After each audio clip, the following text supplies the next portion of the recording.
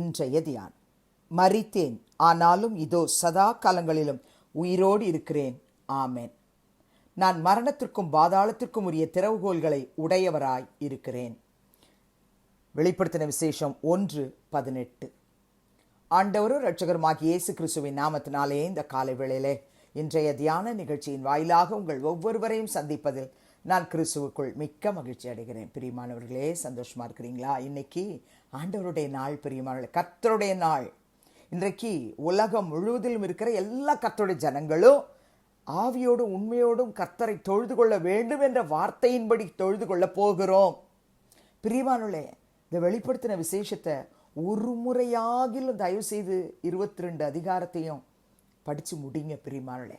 ஏன்னா இந்த திவ்ய வாசகனாகி யோவானுக்கு வெளிப்படுத்தின அந்த விசேஷத்தை குறித்து கர்த்தருடைய ஆவியானவர் எழுதி வச்சிருக்கிறாரு.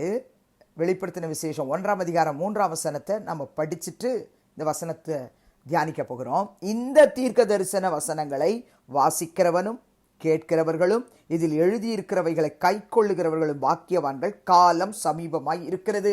கர்த்தருடைய ஆலயத்துக்கு கடந்து செல்ல போகிற சகோதர சகோதரிகளே, யோவானை கர்த்தர் ஆவிக்குள்ளாக்கி தரிசனத்தை கொடுக்கிறதை இந்த வெளிப்படுத்தின விசேஷத்தில் அவர் எழுதி வைத்திருக்கிறதை நாம் பார்க்கலாம். ஆகவே இதை வாசிக்கிறவங்க, இதை காதால கேட்கிறவங்க, இதில் எழுதியிருக்கிறத கை கொள்றவங்க எல்லாம் பாக்கியவான்கள். அதனால ஒரு முறை ஆகிலும் இந்த ரெவலேஷன் புக்கை, வெளிப்படுத்தின விசேஷ புக்கை படிங்க. 22 அதிகாரத்தை படிங்க. புரியலன்னா நீங்கள் உங்களுடைய ஆவிக்குரிய தகப்பன்மார்கள், ஊழியக்காரர்கள் இடத்துல இதனுடைய விளக்கத்தை கேளுங்க. நிச்சயமாய் கர்த்தர் நம்ம எல்லாம் பாக்கியவான்களாய் பாக்கியவதிகளாய் மாற்றுவார். இன்றைக்கு கர்த்தருடைய ஆலயத்துக்கு கடந்து செல்வதற்கு முன்பதாக பத்மு தீவிலே ஆவிக்குள்ளான யோவானுக்கு என்ன ஒரு சத்தம் அவர் காதில் கேட்டு அதை என்ன செயல்படுத்தினார்ன்றத நீங்கள் இந்த வெளிப்படுத்தின விசேஷம் 1ஆம் அதிகாரம் 10ஆம் வசனத்திலிருந்து 20ஆம் வசனம் வரைக்கும் படிச்சிங்கன்னா புரியும். ஆவிக்குள்ளாக்குனாரு. எக்கால சத்தம் போன்ற பெரிதான ஒரு சத்தத்தை அவர் கேட்குறாரு. அப்போ அந்த சத்தம் சொல்லுது, நான் ஆல்பாவும் ஒமேகாவும் முந்தினவரும் பிந்தினவருமாய் இருக்கிறேன். நீ காண்கிறத ஒரு புஸ்தகத்தில் எழுதி ஆசியாவில் இருக்கிற எபேசு, சிமிர்னா, பெர்கமு, தியத்ரா, சர்தை, பிலடெல்பியா, லவோதிக்கியா என்னும் பட்டணங்களில் உள்ள 7 சபைகளுக்கும் அனுப்பு அப்படின்னு அந்த சத்தம் யோவானுக்கு கேட்டுதான். அந்த சத்தம் விளம்பினதுன்னு சொல்லிட்டு 12ஆம் வசனத்திலிருந்து வாசிக்கும் பொழுதே அந்த ஆண்டவராகிய இயேசு கிறிஸ்துவை இன்னைக்கு நம்ம சர்ச்சில் போய் பார்க்கணுன்ற ஒரு ஆசை, ஒரு தாகம், ஒரு ஏக்கம், ஒரு வாஞ்சை நமக்குள்ள கர்த்தர் தருவார். பிரியமானவர்களே, அப்பொழுது என்னுடனே பேசின சத்தத்தை பார்க்க திரும்பின போது 7 பொன் குத்து விளக்குகளையும் அந்த 7 குத்து விளக்குகளின் மத்தியிலே நிலையங்கி தரித்து மார்பருகே பொற்கச்சை கட்டியிருந்த மனுஷகுமாரனுக்கு ஒப்பானவரையும் கண்டேன் அப்படின்னு சொல்றார். அவருடைய சிரசு மயிர் வெண்பஞ்சை போல உறைந்த மழையை போலவும் வெண்மையாய் இருந்ததுன்னு எழுதுகிறார். அவருடைய கண்கள் அக்கினி ஜுவாலையை போல் இருந்தது என்று எழுதுகிறார். அவருடைய பாதங்கள் உலை களத்தில் காய்ந்த பிரகாசமான வெண்கலம் போல் இருந்தது என்று எழுதுகிறார். அவருடைய சத்தமோ பெருவெள்ள இறைச்சல் போல இருந்ததா சொல்லிட்டு அவருடைய வலது கரத்தில் 7 நட்சத்திரங்களை அவர் ஏந்தி கொண்டிருந்தார் என்று யோவான் எழுதுகிறார்.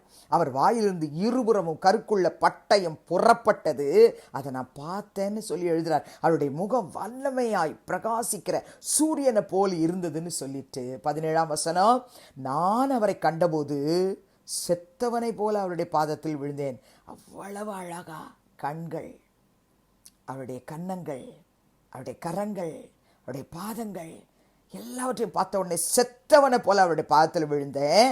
அப்பொழுது அவர் தம்முடைய வலது கரத்தை என் மேல் வைத்து என்னை நோக்கி, பயப்படாதே, நான் முந்தினவரும் பிந்தினவரும் உயிர் உள்ளவருமாய் இருக்கிறேன் அப்படின்னு சொன்னாரு. சொல்லிட்டு அவர் சொன்னாரு, மரித்தேன், ஆனாலும் இதோ சதா காலங்களிலும் உயிரோடு இருக்கிறேன். ஆமென்னு அந்த சத்தத்தை உடையவர், மனுஷகுமாரனுக்கு ஒப்பானவர் ஆண்டவராகிய இயேசு கிறிஸ்து எனக்கு தோன்றி என்கிட்ட பேசினாரு. அவர் சொன்னாரு, நான் மரணத்திற்கும் பாதாளத்திற்கும் உரிய திறவுகோல்களை உடையவராக இருக்கிறேன்னு சொன்னார்னு எழுதி வச்சிருக்கிறார். கர்த்தருடைய பிள்ளைகளே, நம்ம சர்ச்சுக்கு போகிறோன்னா ஏதோ ஒரு கட்டடத்துக்குள்ளே போயிட்டு நம்ம அது எந்த சபைக்குள்ளே நீங்கள் போகிறீங்களோ, எந்த சர்ச்சுக்குள்ளே போனாலும் சரி, அந்த சபைக்குள்ளே இத்தனை குணாதிசயங்களை உடைய அந்த 12லிருந்து நம்ம 17 வரைக்கும் உள்ள வசனத்தை நம்ம படித்தோம் இல்லையா, அந்த இயேசு அங்கே வராருன்ற ஒரு பயம், ஒரு நடுக்கம், அதோடு நம்ம உள்ளே போனோம். அவர் யார்? மரித்தேன் ஆனாலும் சதா காலங்கள் உயிரோடு இருக்கிறேன்னு சொன்னவர். அவர் வராரு. அவர் யாரு? மரணத்துக்கும் பாதாளத்துக்கும் உரிய திறவுகோல்களை உடையவராய் இருக்கிறேன்னு சொன்னவர். அவர் நம்முடைய ஆலயத்துக்கு வருவார். பிரியமானவர்களே, அவர் எப்படிப்பட்டவர் என்பதை பழைய ஏற்பாட்டிலே யோபு சொல்லுகிறார். யோபு 19:25 என் மீட்பர் உயிரோடு இருக்கிறார் என்றும் அவர் கடைசி நாளில் பூமியின் மேல் நிற்பார் என்றும் நான் அறிந்திருக்கிறேன். அவர் யார்? அவர் மீட்பர். அவர் உயிரோடு இருக்கிறார். என் மீட்பர் உயிரோடு இருக்கிறார் என்று சொல்றார். அந்த மீட்பரை இன்னைக்கு நம்ம சர்ச்சுக்கு போயிட்டு நம்ம என்ன செய்ய போறோம் தெரியுங்களா? அவரை முகமுகமாய் பார்க்க முடியலனாலும் ஆவிக்குரிய கண்களாலே அவரை பார்த்து அவரை முழு உள்ளத்தோடு, முழு ஆத்துமாவோடு, முழு பலத்தோடு ஸ்தோத்தரித்து, துதித்து, ஆராதித்து அவரை மகிமைப்படுத்த போகிறோம். பிரியமானவர்களே, சங்கீதக்காரனாகிய தாவீது 18ஆம் சங்கீதம் 46ஆம் சொல்றாரு, கர்த்தர் ஜீவன் உள்ளவர், என் கண்மலையானவர் துதிக்கப்படுவாராக, என் ரட்சிப்பின் தேவன் உயர்ந்திருப்பாராக. அவரை நம்ம ஆலயத்துக்குள்ளே கடந்து சென்று அப்படி நம்ம கர்த்தரை துதிக்க போகிறோம். தாவீதை போல நம்ம துதிக்க போகிறோம். பிரியமான சகோதர சகோதரிகளே, அப்போஸ்தலனாகிய பவுல் எபிரேயருக்கு எழுதின நிருபம் 7:25 அவரை பற்றி எழுதும்போது, மேலும் தமது மூலமாய் தேவனிடத்தில் சேருவர்களுக்காக வேண்டுதல் செய்யும்படிக்கு அவர் எப்பொழுதும் உயிரோடு இருக்கிறவராகையால் அவர்களை முற்றுமுடிய ரட்சிக்க வல்லவராயும் இருக்கிறார் என்று எழுதுகிறார். அவர் உயிரோடு இருக்கிறவர், நம்மளை முற்றுமுடிய ரட்சிக்க வல்லவர். அந்த இயேசு கிறிஸ்துவை இன்னைக்கு நம்ம சபையில் போய் பார்க்க போகிறோம். பிரியமானவர்களே, அவர் யார்? வெளிப்படுத்தின விசேஷம் 3:7 பிலடெல்பியா சபையின் தூதனுக்கு எழுத வேண்டியதை சொல்லும்போது சொல்றார், அவரு பரிசுத்தமுள்ளவரும் சத்தியமுள்ளவரும் தாவீதின் திறவுகோலை உடையவரும் ஒருவரும் பூட்டக்கூடாதபடி திறக்கிறவரும் ஒருவரும் திறக்கக்கூடாதபடிக்கு பூட்டுகிறவருமாகிய கர்த்தர் சொல்லுகிறதாவது என்று சொல்லி தன்னை குறித்து வெளிப்படுத்துகிறார். அந்த இயேசு தான் இன்னைக்கு நம்ம சர்ச்சில் போய் பார்க்க போகிறோம். அவரை பார்க்கணுன்ற வாஞ்ச உள்ளவங்கெல்லாம் சபை ஆராதனைக்காய் கண்களை மூடி ஜெபிக்கலாமா? பரிசுத்தமுள்ள பிதாவே, இயேசுவின் நாமத்தில் உடைய சமூகத்துக்கு நாங்கள் வருகிறோம். உலகம் முழுவதிலும், இந்திய தேசத்திலே, தமிழகத்திலே, எங்களுடைய மாவட்டங்களிலே, எங்களுடைய கிராமங்களில், குக்கிராமங்களில் நடைபெற போகிற திருச்சபைக்கு அப்பா நீங்க வாங்க. 7 பொன் குத்து விளக்குகளுக்கு மத்தியில நிலையங்கி தரித்து மார்பருகே பொற்கச்சை கட்டியிருந்த மனுஷகுமாரனுக்கு ஒப்பானவரை அன்றைக்கு யோவான் கண்டாரே, நாங்கள் காணத்தக்கதாய் உயிரோடு இருக்கிற இயேசுவே எங்கள் சபைக்குள்ளே வாங்க. நாங்கள் உங்களை துதிக்கும் பொழுது, எங்கள் கண்மலையானவரே, உம்மை நாங்கள் துதிக்கும் பொழுது, உம்முடைய நாமத்தை உயர்த்தும் பொழுது எங்களுக்கு தரிசனம் ஆவீராக. ஊழியர்கள் வாயிலே கர்த்தர் நீர் வார்த்தைகளை கொடுத்து எங்களை உயிர்ப்பிப்பீராக.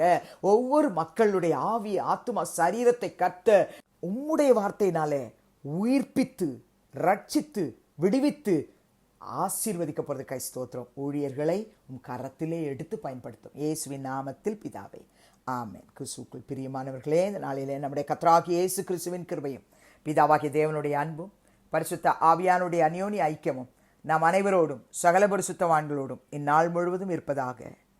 ஆமென்.